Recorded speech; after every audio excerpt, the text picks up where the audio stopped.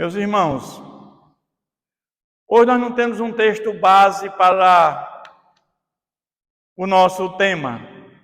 Temos vários textos. Mas o tema da nossa mensagem é todas as pessoas ressuscitadas dentre os mortos na Bíblia. Todas as pessoas ressuscitadas dentre os mortos na Bíblia. Eu faço uma pergunta: quantas pessoas foram ressuscitadas dentre os mortos? A Bíblia registra vários relatos de ressurreição. E cada uma vez que é ressuscitado dos mortos é um milagre estupendo, mostrando que o próprio Deus é a fonte da vida. Tem capacidade de dar vida a quem quer. Mas tivemos milagres lá no Antigo Testamento, antes de Jesus. Mas o primeiro milagre que aconteceu foi quando Elias ressuscitou o filho da viúva de Sarepta. Elias viveu no tempo do rei Acabe, onde a mulher era Jezabel, a mulher ímpia, adoradora de Baal. E simplesmente havia fartura e fertilidade, porque entendiam que Baal era quem fazia com que isso acontecesse. Mas Elias, esse profeta de Deus, esse homem que tinha intimidade com Deus, ele diz que, ele profetiza que não haverá chuva durante 3 anos e 6 meses. Há uma grande seca. Elias quer provar que o Deus que dá fartura é o Deus que criou tudo. Esse Deus Baal, Deus gentil, não tem poder nenhum. Mas ali, naquela hora, o Acabe já começa a persegui-lo para matá-lo.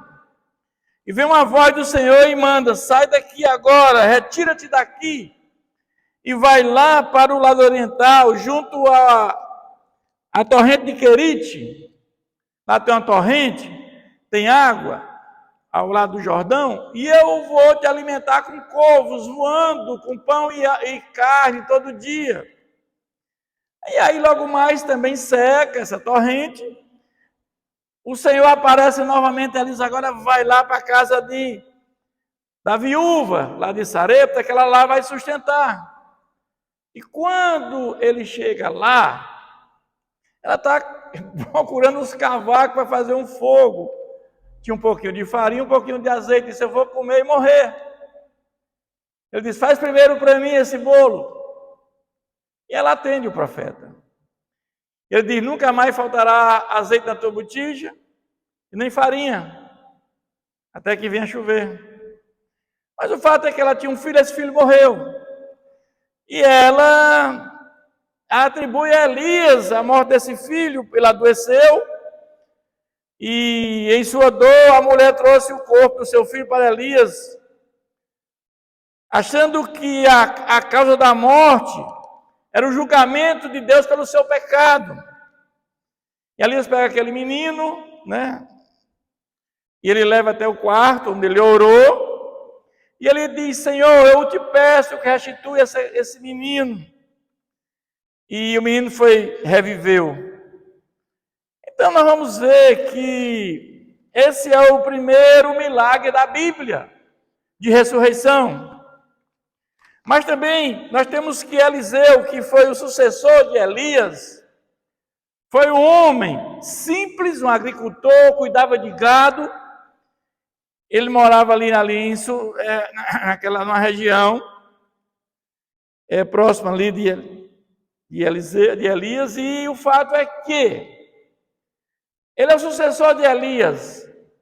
Elias joga o manto e ele se despede da família. Esse homem simples, ele é usado por Deus. Ele sempre que passava ali em Sunem, e ele tinha ali uma mulher rica, uma mulher já de idade, um marido de idade, mas sempre hospedava ele com Gease. E o fato é que fizeram até um quartinho para ele, um cenáculo. E Um dia, a criança adoece e o pai manda o menino ir em casa, e chega em casa o menino morre. E a sua mãe, né, que já desesperada, esse filho, por sinal, tinha sido profetizado por Eliseu, como assim uma dávida, pelo que ele tinha feito, pelo que ela tinha feito por ele. E esse menino morre. E ela vai até o Monte Carmelo, que sabia que Eliseu estava lá, e ele manda Geazi na frente colocar o seu cajado. E ele vem, quando ele chega, né, ele abraça aquele menino, estendeu sobre o corpo do menino e começou a esquentar. Ele levantou-se e caminhou pela sala e estendeu novamente sobre o menino. O menino então espirrou 7 vezes e acordou da morte. E Eliseu entregou o filho à mãe vivo. Esse é o segundo milagre da Bíblia no Antigo Testamento. Nós vamos aqui hoje ver todos os milagres que aconteceram no Antigo Testamento. Mas o terceiro milagre do Antigo Testamento foi quando Eliseu morreu e foi enterrado. E chegaram lá os moabitas se aproximando, e em vez de arriscar um encontro com os moabitas, jogaram o corpo de um homem próximo de Eliseu. E aí, simplesmente, as escrituras registram que quando o cadáver tocou no corpo de Eliseu, aquele homem reviveu. Esses são os 3 milagres que nós conhecemos na Bíblia no Antigo Testamento. Mas aí passamos agora para o Novo Testamento, já com Jesus. Jesus, vamos lá para Lucas, nós vamos ver alguns milagres de Jesus. Lucas capítulo 8, nós vamos ver que existia um senhor da sinagoga que tinha uma jovem, era filha de Jairo, um líder da sinagoga. E ele, cercado por uma multidão, Jairo chega até Jesus. Ele pede para Jesus ir na casa dele, né? E Jesus disse: eu vou até lá. Só que nesse intervalo, Jesus andava acompanhado por multidões. E nesse trajeto, uma mulher, ela se filtra na multidão, e ela tenta tocar em Jesus. E ela consegue tocar nas vestes de Jesus. E Jesus disse que alguém me tocou, porque eu senti que de mim saiu o poder. Os apóstolos dizem: mas como, mestre? Essa multidão toda te comprimindo, tu diz, de mim saiu o poder, alguém me tocou? Jesus disse: sim. E a mulher se apresenta trêmula a ele e ela é curada. Essa mulher tinha já 12 anos de hemorragia e ninguém curava essa mulher, já tinha gasto tudo que tinha com médicos.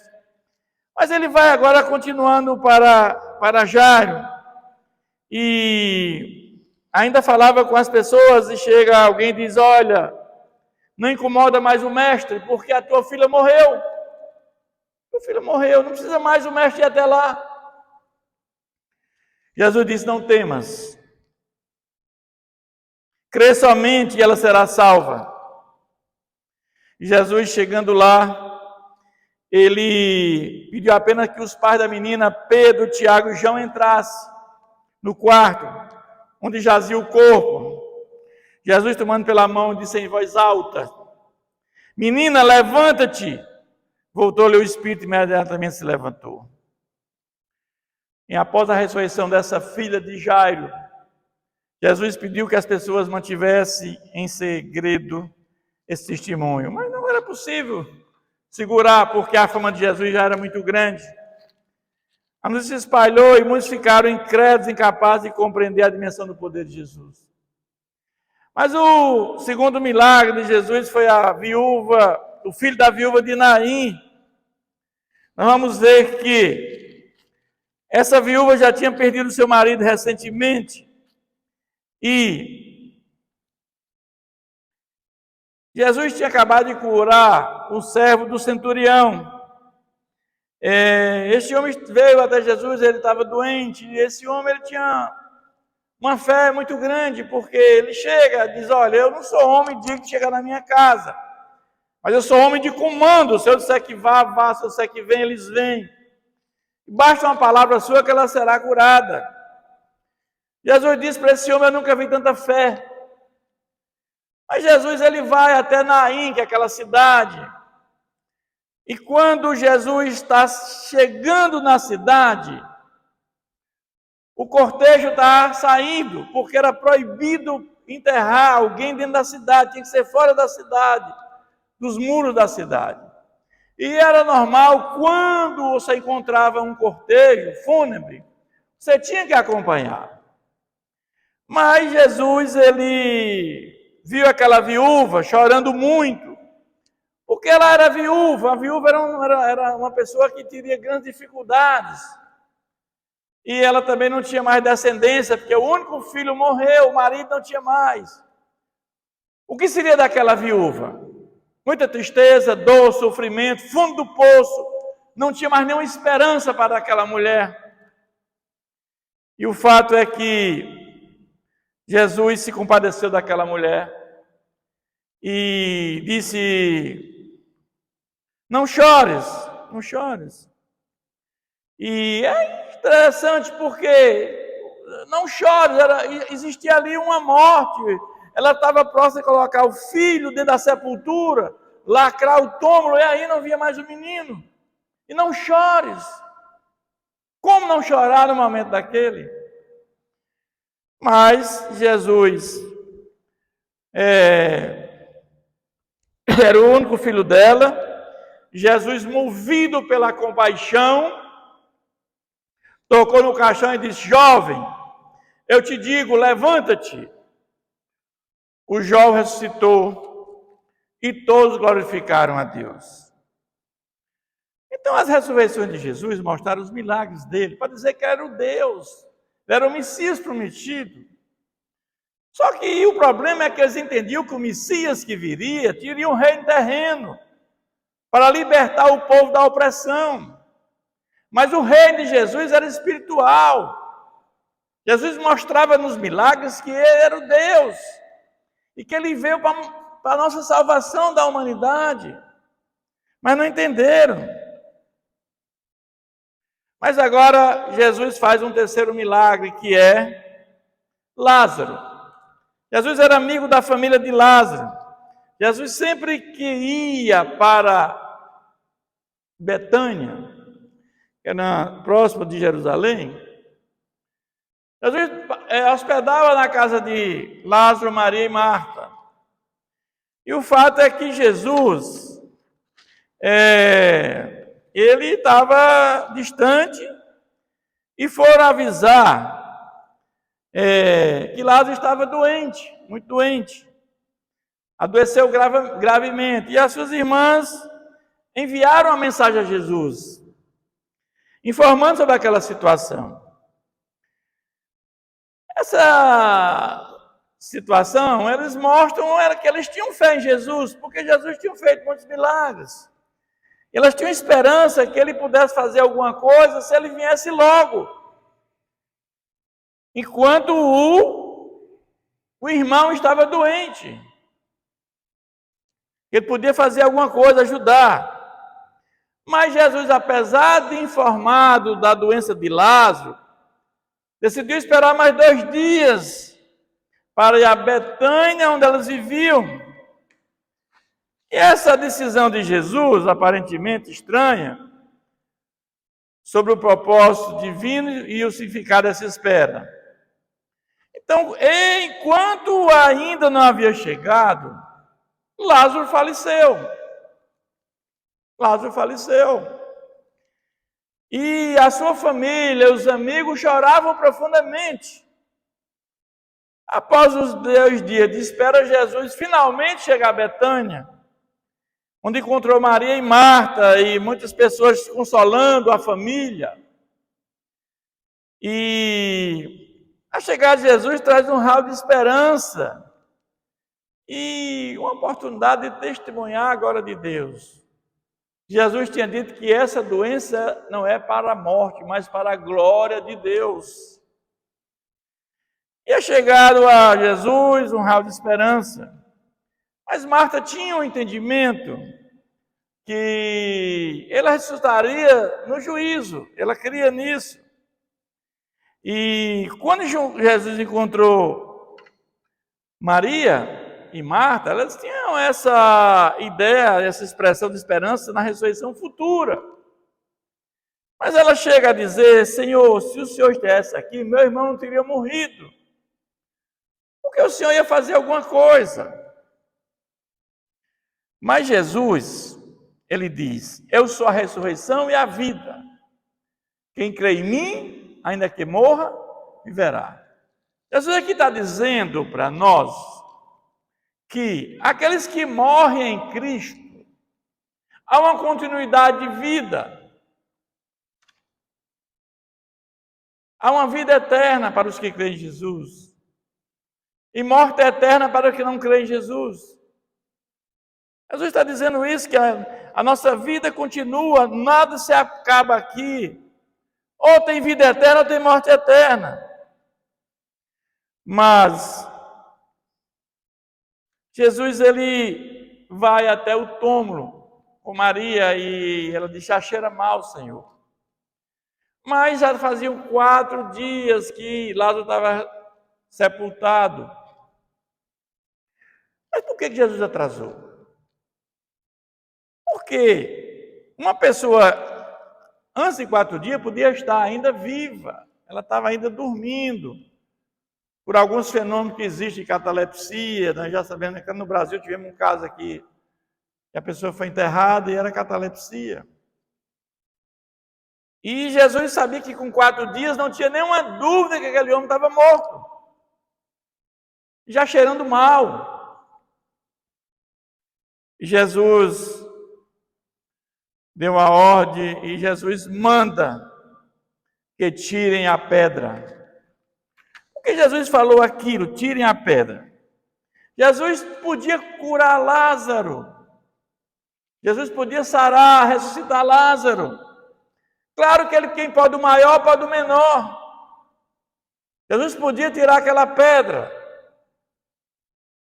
Mas aquela pedra o homem podia fazer.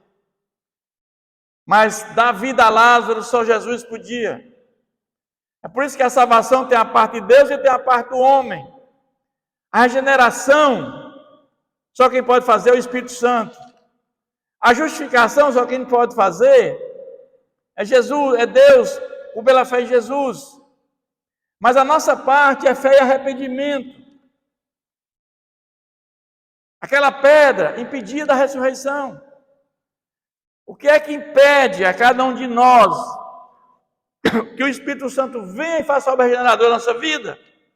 Pode ser o ódio, a inveja, a intriga, a maldade, a mentira, a inveja, a prostituição, a droga, o adultério. Tantas coisas que às vezes é a pedra que existe para que você não abra o coração para que o Espírito Santo entre. É o valor temporal preponderante sobre o eterno. Mas aí Jesus disse: Lázaro, sai para fora. E Lázaro saiu, e ali houve grande gozo e grande alegria. Mas também nós sabemos que, no momento que Jesus estava na cruz, sendo crucificado, Jesus proferiu 7 palavras.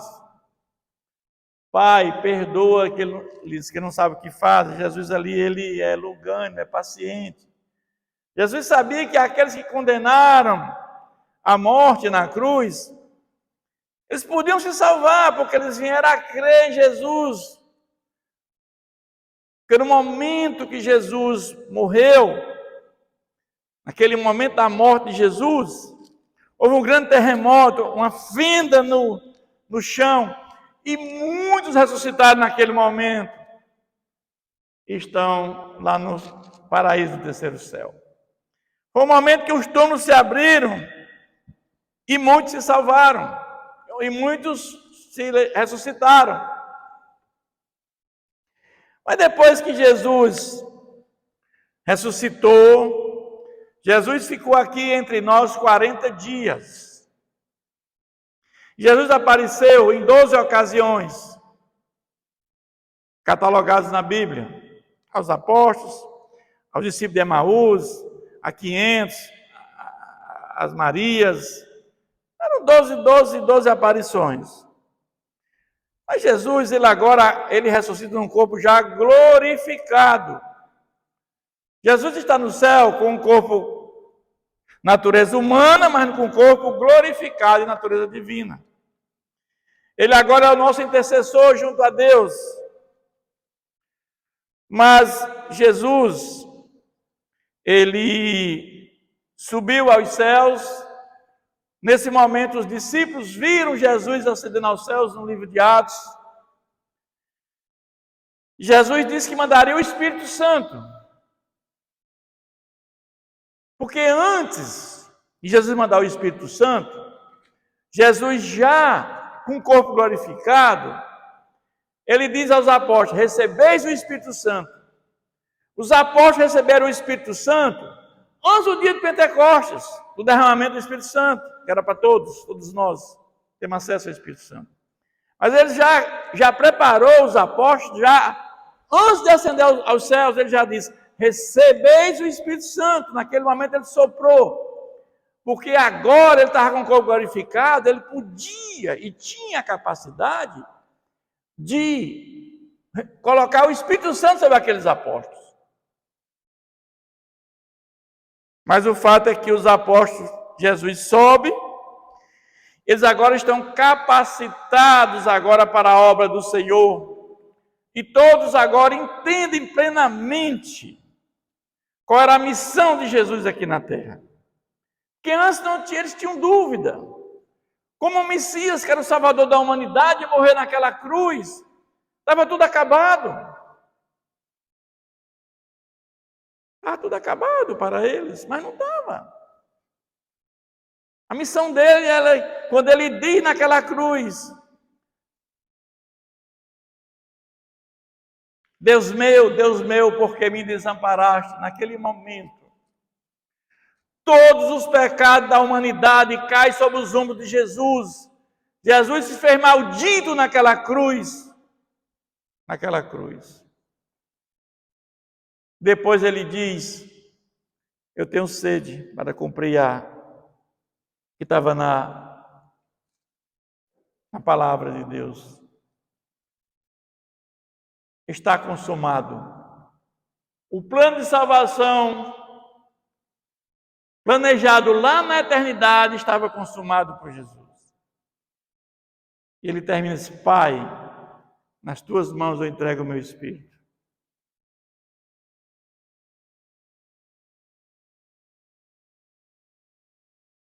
Mas o fato é que os apóstolos também, eles receberam poderes. Pedro estava em Lida, que é uma cidade perto de Jope, região costeira, era o porto da época. E ele curou um homem chamado Enéas, que tinha 8 anos paralítico. E, na realidade,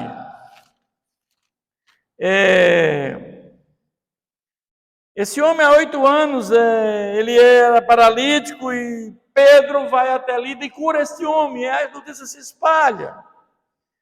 Mas em Jope tinha uma jovem discípula de nome Tabita, traduzido quer dizer Docas. Era uma pessoa boa, dava esmola, temente a Deus, e aconteceu que ela morreu. E chamaram Pedro até Jope. E Pedro, chegando lá, encontrou os discípulos, mostraram a roupa de Dorcas, muitas viúvas ao redor, Pedro mandou que todas fossem para fora e Pedro, que saísse, ajoelhou e orou. Voltando-se para o corpo, disse: Tabita, levanta-te. Ela abriu os olhos e, dando a mão, ajudou a ficar em pé. Essa é mais uma ressurreição feita pelo apóstolo Pedro. O que eu quero dizer, meus irmãos, é que quando nós temos uma comunhão verdadeira com Deus, quando nós temos uma vida de obediência a Deus, uma vida de santidade, uma vida levada para fazer a obra do Senhor, sem mentira, sem intriga, uma vida dedicada ao nosso Deus, onde nós temos aqui um local para a pregação da palavra de Deus. Aqui a ideia não é prosperidade, não é curas milagrosas, a ideia é a palavra de Deus, porque a coisa mais importante da nossa vida é a salvação, meus irmãos. E se prega muito pouco hoje nas igrejas a salvação. Hoje o problema é dinheiro, é dinheiro. Ninguém é salvo por dar dinheiro à igreja. Ninguém é salvo porque é um líder espiritual. Você é salvo quando você é um homem temente a Deus, é um homem que segue os caminhos do Senhor e anda segundo a vontade de Deus. Mas o fato é que também nós temos uma nona ressurreição. Paulo estava pregando, já era tarde, meia-noite, Paulo tinha que viajar. Era em Troade, e Eutico estava na janela do terceiro andar, e Paulo ia deixar a cidade no dia seguinte e pregou até mais tarde. E o fato é que esse ouvinte Eutico, ele cai da janela do terceiro andar, e ele morre. Inclinando a cabeça, Paulo pegou esse homem, inclinou a cabeça e todos se alvoroçaram. Mas Eutico voltou à vida porque Paulo orou ao Senhor e ele foi ressuscitado. Mas das ressurreições que eu falei aqui, nenhuma se compara a de Jesus. Porque nós sabemos que todos esses que se ressuscitaram, do Velho Testamento, do Novo Testamento, todos morreram novamente. Todos voltaram a morrer. O único que desceu do céu, subiu dos céus, aos céus, e não morreu, hoje está vivo, e reina lá do céu, é Jesus. Né? Então a ressurreição de Jesus, ela é permanente. Todas as outras foram temporárias. E desta forma podemos dizer que Jesus, ele é as primícias do que dorme. O que quer dizer isso, meus irmãos? Havia aquelas festas que o Senhor pediu lá a Moisés, e tinha a festa das primícias, que era a colheita dos primeiros frutos. Depois vinham as festas de Pentecostes, que era 50 dias depois, para a colheita. Então os primeiros frutos eram dados ao sumo sacerdote. Jesus é a primícia, por quê? E Jesus, dos que dormem, o dormir aqui é como se fosse a morte. O Jesus é o primeiro, ele ressuscitou. Mas ele é o primícia dos que dormem, porque ele vem depois nos buscar. Entendem? Ele vem nos buscar. Ele é a primícia porque ele é o primeiro, mas ele vem buscar a todos nós. É como se fosse depois da colheita dos primeiros frutos, depois de 50 dias eles iam colher o restante, assim Jesus vem nos colher também, vem nos ressuscitar, para levar com ele aqueles que tiverem em Cristo. Daí dizer que Jesus são a primícia dos que dormem. Eu quero concluir dizendo que são momentos extraordinários que revelam o poder divino. Esses episódios registrados no Antigo Testamento, nos Evangelhos, apenas testemunha a compaixão e o amor de Deus, mas também apontam para a sua identidade como Filho de Deus e Salvador da humanidade. Esses milagres serão muito alívio para aquelas famílias, com certeza. Essas ressurreições devem ser vistas apenas como um evento isolado, mas não deve ser visto apenas como um evento isolado, mas como parte de uma mensagem maior, porque esses milagres diziam que Jesus era o Messias prometido. E a maneira como Jesus ressuscitava era diferente de Elias, Eliseu e dos apóstolos, porque era imediato. Levanta-te. Era diferente, era a palavra imediata. Essas histórias de ressurreição nos inspirem, que essas histórias de ressurreição nos inspirem a buscar uma conexão mais profunda com Deus, com Jesus Cristo, reconhecendo a sua divindade e o seu poder transformador. Que possamos encontrar esperança e confiança na certeza que aqueles que creem em Jesus têm a promessa de vida eterna. As pessoas que ressuscitaram testemunharam a sua glória.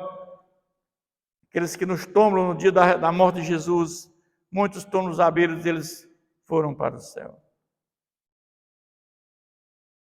Que possamos celebrar e proclamar essa verdade, compartilhando o amor, esperança encontrada no nosso Salvador.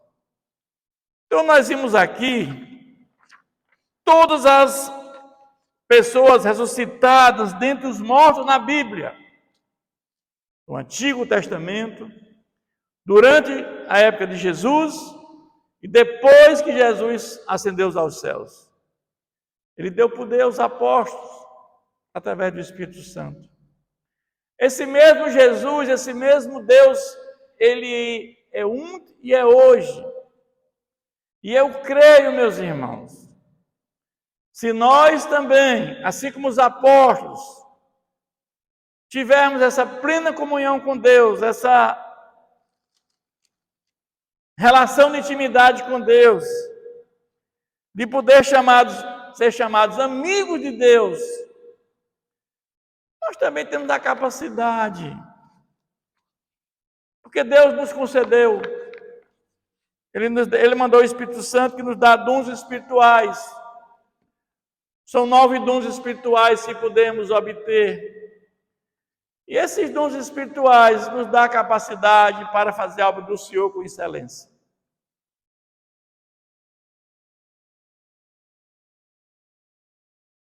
Eu peço a minha oração que busque a Deus enquanto há tempo. Busque ter uma intimidade com Deus verdadeira. Porque você não sabe a hora que vai partir. E depois da nossa partida, ou é morte eterna, ou vida eterna. E a escolha só poderemos fazer em vida. Porque depois da morte, não há mais nenhuma chance. As trombetas estão sendo tocadas. Ao juízo parcial de Deus com misericórdia. Mas quando a 7ª trombeta tocar, não há mais nenhuma chance de arrependimento. Que Deus continue nos abençoando. Convido aos irmãos a fechar seus olhos e curvar suas cabeças. Vamos mais uma vez falar com o nosso Deus. Senhor, nosso Deus e Pai, somos gratos a Ti, Senhor, porque reconhecemos em Ti o Teu poder, a Tua glória, a Tua majestade. Reconhecemos em Ti, meu Pai, que sem Ti nada podemos fazer. Que Tu és o Criador de tudo, o poder emana de Ti, Senhor, todo o poder. Que nós somos tão pequenininhos diante do Senhor, mas o Senhor, Ele colocou pessoas tão humildes. O Senhor usou pessoas simples para fazer a Tua obra, como Eliseu, meu Pai. Da mesma forma, nós cremos, Pai, que podemos ser usados também para fazer essa obra maravilhosa que o Senhor nos confiou. E aqueles que andam em retidão, em comunhão com o Senhor, aqueles que obedecem, recebem bênçãos sem medidas que vêm do alto. Pedimos ao Senhor sabedoria para lidar com as adversidades. Pedimos que cada vez mais, Senhor, a Tua mão poderosa esteja, Senhor, sobre nós, nos guiando, nos orientando a nossa vida, Senhor. E que, através dessa mensagem, Senhor, pelas redes sociais, que muitos sejam alcançados, que a Tua graça salvadora seja alcançada por muitos, Senhor, para que haja salvação e vida eterna. É assim que nós oramos agradecidos no nome de Jesus. Amém.